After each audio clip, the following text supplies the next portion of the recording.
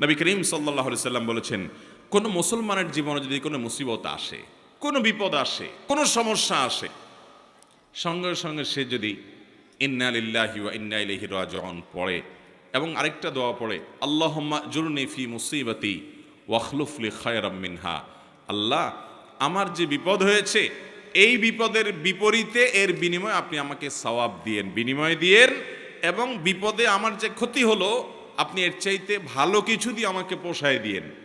এই দোয়া যদি কেউ পড়ে তো আল্লাহ রাব্বুল আলামিন তার ওই বিপদে যা ক্ষতি হবে তার থেকে বেশি দিয়ে তাকে অবশ্যই পুষিয়ে দিবেন। উম্মে সালামা রাদিয়াল্লাহু তাআলা আনহা, নবী করিম সাল্লাল্লাহু আলাইহি সাল্লামের স্ত্রী, তিনি বলেন যে আমি নবী করিম সাল্লাল্লাহু আলাইহি সাল্লামকে কিভাবে পেয়েছি তোমরা জানো? অদ্ভুত ঘটনা, শিক্ষা নেওয়ার মতো একটা ঘটনা। তিনি বলেছেন যে আমার স্বামী আবু সালামা যখন মারা গেলেন আমি খুব বেশি ব্যথিত হলাম, মর্মাহত হলাম যে একজন ভালো সঙ্গী হারালাম, স্বামীকে হারালাম। তো আল্লাহর কাছে আমি কেঁদে কেটে নবী সাল্লাল্লাহু আলাইহি সাল্লামের শেখানো এই দোয়াটা পড়েছি, আল্লাহুম্মা জুরনি ফি মুসিবাতি, আল্লাহ আমার মুসিবত এবং বিপদে আপনি আমাকে বিনিময় দিয়েন, বিপদ যে হলো এর বিনিময় আপনি আমাকে দিয়েন, ওয়াখলুফ লি খায়রাম মিনহা, এবং এই বিপদে আমার যা ক্ষতি হলো, আমি যে হারালাম স্বামীকে, তার চাইতে বেটার কিছু আমাকে দিয়েন। আমি দোয়া আল্লাহর কাছে করে গেছি সব সময়। আল্লাহ তাআলা আবু সালামা আমার স্বামীর মৃত্যুর পর অকল্পনীয়ভাবে, অভাবনীয়ভাবে আমাকে মুহাম্মদুর রাসূলুল্লাহ সাল্লাল্লাহু আলাইহি ওয়াসাল্লাম স্ত্রী বানিয়ে দিয়েছে। আবু সালামাকে হারিয়ে তার চাইতে বেটারটা পাইছেন না, পান নাই? মুহতারাম হাজরিন, অতএব যেই কোনো বিপদে ইমানদারের ইমান যত মজবুত হবে সে তত বেশি হাসতে পারবে যে আলহামদুলিল্লাহ আমার রব আমাকে যে অবস্থা রেখে খুশি, আমি অবস্থার উপরে খুশি, এবং বিপদ যতই আসবে আমি সেটাকে ওয়েলকাম করব, বেসবর হব না, ধৈর্যহীন হব না। আমাদের সংসারগুলোতে আজ যে অশান্তি, আমাদের সমাজে যে আজ বিশৃঙ্খলা, অশান্তি, এর মূল যদি কয়েকটা কারণ বের করা হয়, অন্যতম প্রধান কারণ হবে বেসবর, ধৈর্যহীনতা, সবরহীনতা। ঘরে ঘরে সংসারগুলো টিকছে না, ভেঙে খান খান হয়ে যাচ্ছে, প্রতি মুহূর্তে মুহূর্তে বিবাহ বিচ্ছেদের ঘটনা ঘটছে। অন্যতম কারণ ধৈর্য সহ্য নাই, ছেলেরও ধৈর্য নাই, মেয়েরও ধৈর্য নেই, কিছু হলেই সব হটমেজাজি হয়ে যায়, সবাই কাট্টি দেওয়া শুরু করে। কাট্টি বুঝেন তো? আপনাদের এলাকায় কি বলে? দোস্ত দোস্ত একটু অভিমান হলে, রাগারাগি হলে বলে না তোর সাথে কাট্টি, এই যে তোর সাথে আর কথা নাই। স্বামী স্ত্রীর মধ্যে আজকাল এই অবস্থা, প্রতিটি ঘরে ঘরে অশান্তির মূল কারণই হলো সবরহীনতা, যে ধৈর্য জিনিসটা আজ আমাদের কাছ থেকে নাই। এটাকে আমরা ইবাদত মনে করি না। একটা জটিলতা হলো আমালুল কুলুব বা অন্তরের আমলগুলোকে আমরা একেবারে কেয়ার করি না, অথচ অন্তরের আমলগুলোর গুরুত্ব অনেক বেশি। আমরা বাহ্যিক আমলকে গুরুত্ব দেই, নামাজ পড়া বাহ্যিক আমল, সিয়াম পালন করা বাহ্যিক আমল, যাকাত দেওয়া বাহ্যিক আমল, তেলাওয়াত করা বাহ্যিক আমল, এগুলো বাহ্যিক অঙ্গ প্রত্যঙ্গ দিয়ে, চোখ মুখ হাত পা এগুলো দিয়ে করতে হয়। কিছু আমল আছে যে আমলগুলো অন্তরের ভেতরে লালন করতে হয়, এগুলো দেখা যায় না, এর ভিতরে সবর অন্যতম। এই আমলটা যদি কেউ করতে পারে, ভেতরে যদি ধৈর্যটা আনতে পারে, এটা নিজের সঙ্গে নিজে সংগ্রাম করে করতে হয়, এর জন্য লড়াই করতে হয়, এর জন্য সমালোচনা করতে হয়, নিজের হিসাব মিলাতে হয় যে আমি মানুষটা কতটা ধৈর্যশীল, কতটা ধৈর্যহীন, আমি কতটা হটমেজাজি হই, বউয়ের সাথে কয়বার আমি বদমেজাজি দেখাই, বউ হিসাবে তিনি চিন্তা করবেন স্বামীর সাথে কয়বার তিনি বদমেজাজি করেন, প্রতিদিনের হিসাব মিলাবেন, এরপর তিনি নিজের যোগ বিয়োগ করে নিজেকে সংশোধনের চেষ্টা করবেন। আমরা চেষ্টা করবো তো ইনশাআল্লাহ। আল্লাহ রাব্বুল আলামিন আপনাকে, আমাকে, আমাদের সবাইকে সবরকারী মানুষদের কাতারে শামিল হওয়ার তৌফিক দান করুন। মুহতারাম হাজিরিন, নবী করিম সাল্লাল্লাহু আলাইহি ওয়াসাল্লাম তিনি তার সাহাবায়ে কেরামকে সবরের প্রশিক্ষণ দিয়েছেন। এমন কিছু সাহাবী সঙ্গী তিনি পেয়েছেন যারা ধৈর্যের রুদ্রমূর্ত প্রতীক ছিলেন, তারা এরকম দৃষ্টান্ত ছিলেন যে তাদের ধৈর্য, এক একজনের সবরকে আমরা যদি অ্যানালাইসিস করি তো বিশাল বড় বড় হিস্ট্রি হয়ে যাবে, অনেক বড় দাস্তান হয়ে যাবে, শুধুমাত্র এক একজন সাহাবীর সবরকে যদি আপনি অ্যানালাইসিস করেন, গবেষণা করেন। আজ মুসলমানদের মধ্যে এটার বড় বেশি অভাব। সবর করার চেষ্টা করবো তো ইনশাআল্লাহ। মুশকিল হলো আমরা যারা বদমেজাজ, আমাদের সবর কিভাবে আসবে? আমরা অনেকে চেষ্টা করি কিন্তু ধৈর্য ধারণ করতে পারি না।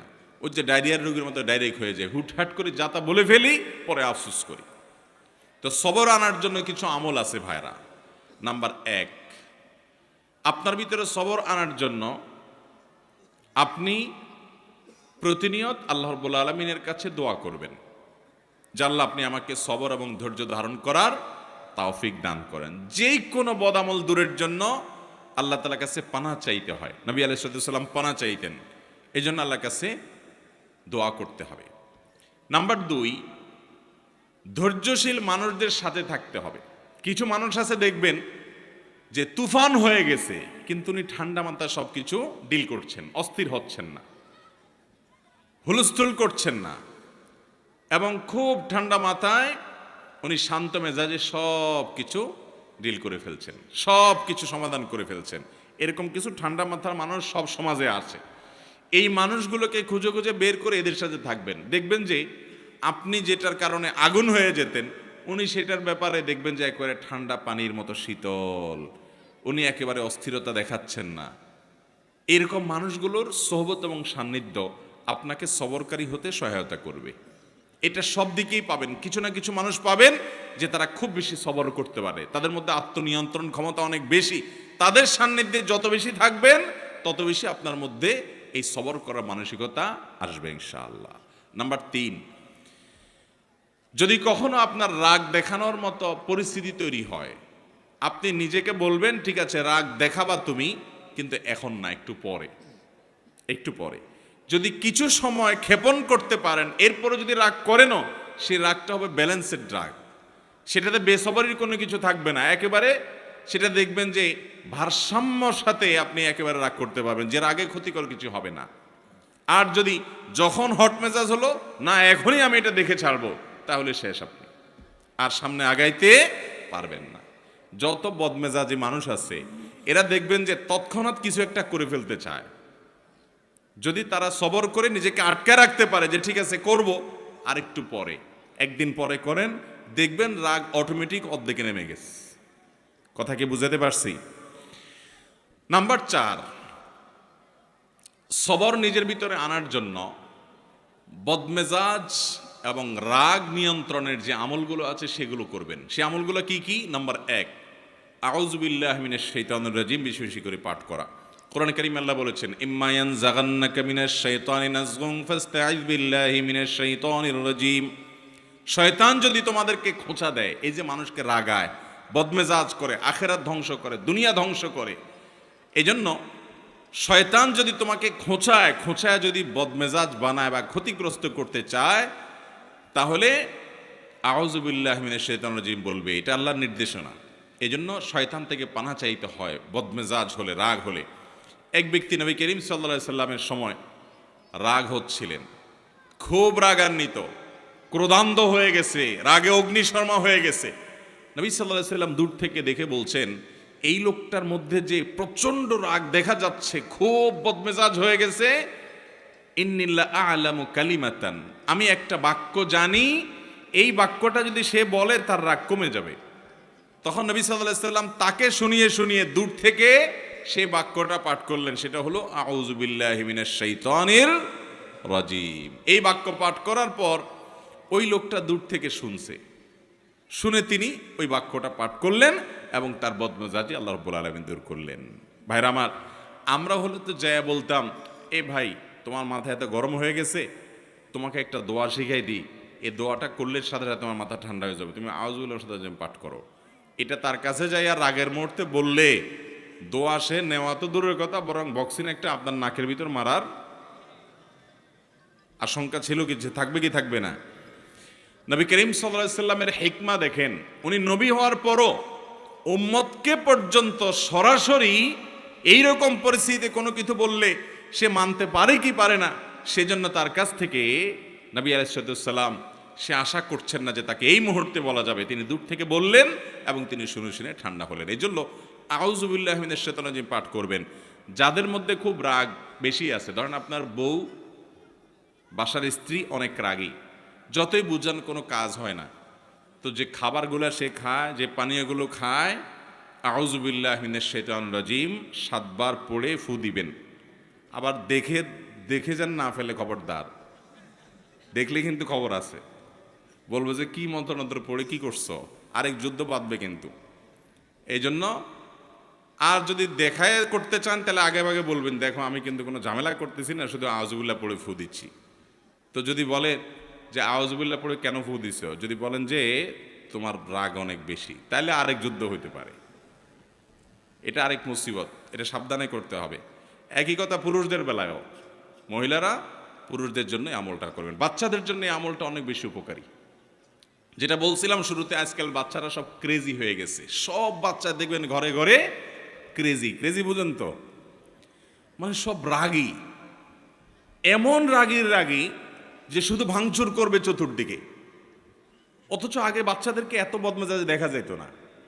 এটার অনেক কারণ থাকতে পারে। আমার নিজস্ব একটা ভাবনা আছে। এর একটা কারণ আমার কাছে মনে হয়, সেটা হলো আজকাল বাচ্চাদেরকে আমরা নানান ভিডিও গেমস ইত্যাদিতে এত বেশি অভ্যস্ত করেছি, কার্টুন এত বেশি দেখাই, বিভিন্ন ডিভাইস দিয়ে এত বেশি খেলার জন্য তাদেরকে সুযোগ দিয়েছি যে এগুলোতে তারা সারাদিন শুধু মারামারি কাটাকাটি দেখে। গেমসের মধ্যে সে দেখে সামনে যা আছে সব শেষ করে ফেলাও, ঠিক না ঠিক? গুলি করতে থাকো, তুমি সামনে আগাইতে পারবা। গুলি করতে পারো না, তুমি শেষ। সাম্পলুডু খেলতেছো, তাহলে সব খেয়ে ফেলো, তাহলে তুমি সামনে আগাইতে পারো। এই যে অন্যকে শেষ করলে সামনে আগানো যায়, আমাদের দেশেও দেখবেন যে এই অবস্থা। মানুষ বড় হওয়ার পরেও আরেকজনকে দমাইতে না পারলে, আরেকজনের ক্ষতি না করতে পারলে সে আগাইতে পারে না। কারণ ওই যে কালচারটা ওইভাবে বেড়ে উঠছে, বাচ্চা ওইভাবে দেখে দেখে বড় হয়েছে। এই জন্য দেখবেন বাসায় কোনো মেহমান আসলে অনেক সময় দেখবেন ছোট পোলা পায়েন ওই আঙ্কেলকে দেখে এরকম ধরে ঠুস ঠুস ঠুস ঠুস করে, হাত দিয়ে পিস্তল মারে। তার মানে কি, ও সারাদিন মারামারি দেখছে, ও জানে সামনে যা আসে সব শুধু ঠুস ঠাস করতে হয়, ফাইট করতে হয়, এটাই শিখছে। তো ও বদমেজাজ হবে না কি হবে? ওর মধ্যে উদ্ভট ভাব আসবে না কি হবে? বাচ্চাদেরকে আজ শারীরিক কসরত থেকে আমরা মাহরুম রেখেছি। বাচ্চাদেরকে শুধু মাহরুম রাখি নাই, আমরা নিজেরাও মাহরুম আছি। শারীরিক কসরত করে, ব্যায়াম করে, খেলাধুলা করে, দৌড়াদৌড়ি করে কিসে সুস্থ থাকবো? কোন দেশের কোন খেলোয়াড়রা কোথায় খেলে, আর ভূতের মতো রাত 2টা বা 2টা তাকায় থাকেন আপনি। সে খেলে গোল দেয়, আপনি এখানে লাফ দিয়ে উঠেন। সে খেলে হেরে যায়, আপনি এখানে চোখের পানি ফেলেন। ভাই, পাগলামিরও তো একটা সীমা থাকা উচিত।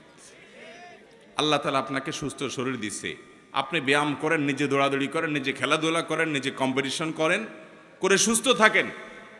এখন সেটা না, বাচ্চার হাতে একটা ধরা দিয়েছেন যে তুইও ধ্বংস হ, চোখ নষ্ট কর, মাথা নষ্ট কর, ব্রেইন নষ্ট কর, ইমান নষ্ট কর, আমল নষ্ট কর, ক্রেজি হয়ে যা, বদমেজাজ হয়ে যা। আর আপনিও একটা বাক্স এটা সামনে নিয়ে বসছেন, সেই গোল দিছেন, আপনি লাভ দিয়ে উঠতেছেন। ভাইয়েরা আমার, মুসলমানের কর্মকাণ্ড এত উদ্ভট হবে না, এত অযৌক্তিক হবে না, এত হাস্যকর হবে না। নবী করিম সাল্লাল্লাহু আলাইহি ওয়াসাল্লাম তিনি দৌড়াদৌড়ির কম্পিটিশন করেছেন, সাহাবীদের সাথে করেছেন, নিজের স্ত্রীর সাথে করেছেন। তিনি সাহাবীদের শুটিং প্রতিযোগিতায় উৎসাহিত করেছেন। শারীরিক ব্যায়াম হয়, এই ধরনের খেলাধুলাকে এলাও করেছেন। যেখানে জুয়া নাই, যেখানে সতর মুক্ত করা হয় না, যেখানে চোখের জেনা হয় না, যেখানে হারাম কিছু নাই, সেগুলোকে তিনি অনুমোদন করেছেন। আর মুসলমানের সন্তানরা রাতকে রাত নষ্ট করে, সময় স্বাস্থ্য নষ্ট করে, শরীর নষ্ট করে, চোখের জেনা করে, অন্যের সতর উন্মুক্ত সতরের দিকে দৃষ্টিপাত করে গুনাহগার হয়, এবং মুমিন হিসাবে, ইমানদার হিসাবে কুফুরের প্রতি, আল্লাহর প্রতি, অবিশ্বাসীর প্রতি যে অপছন্দ করা তার ইমানের দাবি ছিল, ওয়ালা এবং বারার দাবি ছিল, সেটা তার অন্তর থেকে ধুয়ে মুছে পরিষ্কার করে একাকার হয়ে তার সবচেয়ে বড় আদর্শ আজ সবচেয়ে বড় কাফেররা, যারা সমকামিতাকে প্রমোট করে, যারা সমকামিতাকে বৈধতা দেয়, যারা অসংখ্য অন্যায় অনাচারকে বৈধতা দেয়, অনেক মুসলমানের প্রতি জুলুমকে যারা বৈধতা দেয়, তারাই আপনার হিরো, তারাই আপনার স্টার এবং তারকা। আল্লাহ রাব্বুল আলামিন আমাদের বিবেকগুলোকে যেন জাগ্রত হয় সেই তৌফিক দান করেন।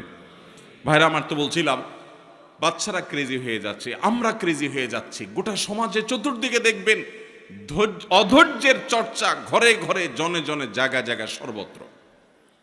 ভালো মুসলমান হওয়ার জন্য, নেককার মুসলমান হওয়ার জন্য শত শত নফল আমল, শত শত জিকির আজকার, শত শত তাসবিহ চাইতে অনেক গুণ বেশি উত্তম হবে আপনার সারা দিন রাত 24 ঘন্টার ভিতরে 2-4টা জায়গায় বদমেজাজ দেখানোর, রাগ করার ইস্যু তৈরি হয়েছে, কিন্তু নিজেকে নিয়ন্ত্রণ করে যেখানে যতটুকু না হলে নয় সেখানে ততটুকু ব্যবহার করতে পেরেছেন।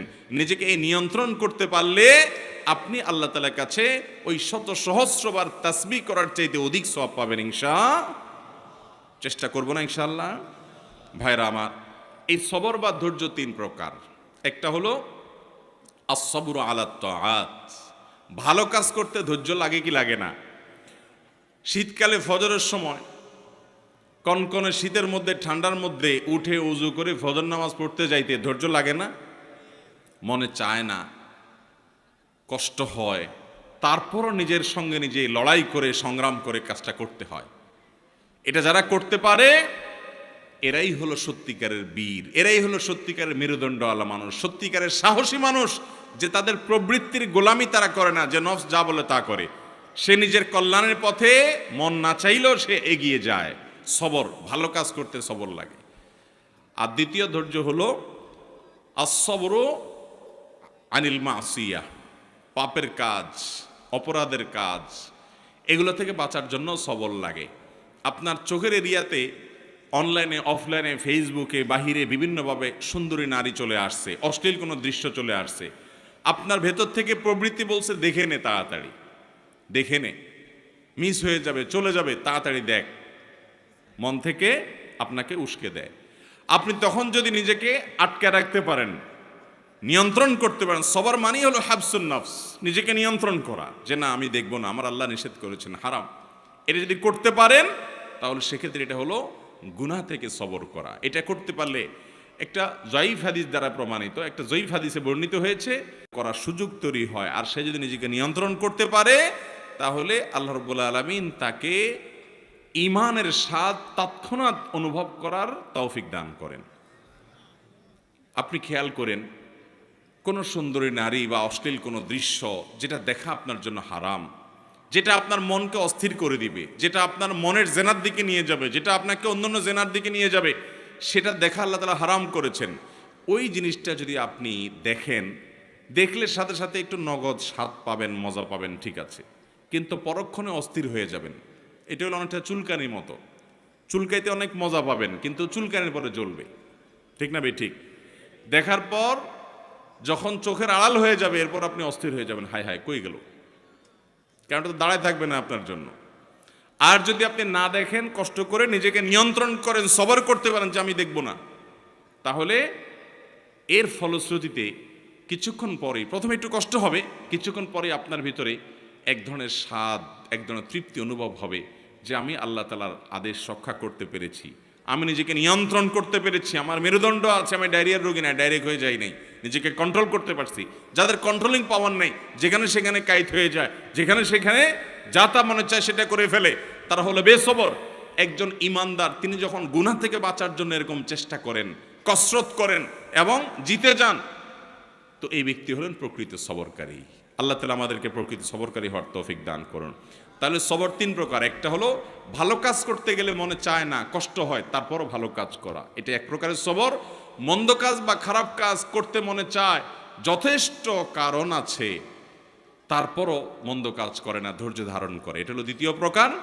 আর তৃতীয় প্রকার সবর হলো আস-সবরু ইনদাল মুসিবাহ বা ইনদাল মাসায়েব, বিপদ আপদের সময় অধৈর্য না হয়ে আল্লাহ রাব্বুল আলামিন যে বিপদ আমাকে দিয়েছেন এর মধ্যে কল্যাণ আছে, এই বিশ্বাস এবং ইয়াকিন রেখে কোনো কল্যাণ না হোক, সওয়াব তো অবশ্যই পাবো। নবী করিম সাল্লাল্লাহু আলাইহি সাল্লাম বলেছেন, আজাবান লি আমরিল মুমিন ইন আমরাহু কুল্লাহু খায়র। ইমানদারের বিষয়টা দেখে আমার কাছে বড় অদ্ভুত লাগে, আমি আশ্চর্য হই, বড় পিকুলিয়ার ইমানদারের পুরো জীবনটা, তার জন্য শুধু কল্যাণই কল্যাণ, হাতির মতো মরলেও লাখ, বাঁচলেও লাখ, ইমানদারের জীবনে ক্ষতি বলতে কিছুই নেই। কারণ ইন আসাবাহু খায়রুন, ইমানদারের জীবনে যদি ভালো কিছু অর্জন হয় তখন সে শাকারা, আল্লাহ শুকর আদায় করে।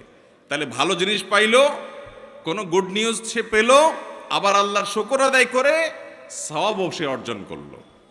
ওয়াইন আসাবাহু শাররুন, আর ইমানদারের জীবনে যদি কোনো বিপদ হয়, ক্ষতি হয়, সবারা, সে সেই ক্ষতিতে সবর করে, হাসি মুখে মেনে নেয় আল্লাহর ফয়সালাকে।